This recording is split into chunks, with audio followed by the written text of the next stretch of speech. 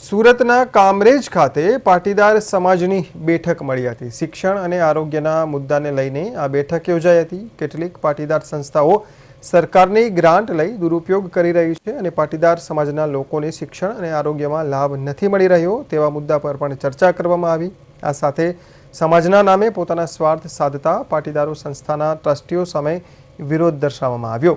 ટૂંક સમયમાં જ નવા પાટીદાર સમાજની પણ રચના કરવામાં આવશે એવો નિર્ણય કરાયો છે।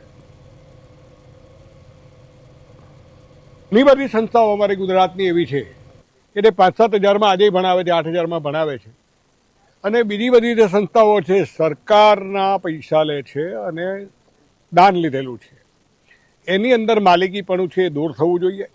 એની ફી છે એ વધારે લે તો સરકાર એને હસ્તગ્રસ્ત કરવી જોઈએ અને એની અંદર ન નફે ન નુકસાને ચાલી શકે એટલી જ ફી લેવી જોઈએ। અમારો આ પાટીદાર સમાજના તમામ લોકોને શિક્ષણ સસ્તું મળે, શિક્ષણમાં બાળકોને વધારે ફી ન ભરવી પડે અને શિક્ષણમાં જે ખાનગીકરણ થઈ ગયું છે અને એમાં સરકાર હસ્તક્ષેપ કરે અને લોકોને સસ્તું શિક્ષણ મળે એ માટેની ચર્ચા કરવામાં આવી। બીજું, મેડિકલમાં પણ ખૂબ મુશ્કેલીઓ છે।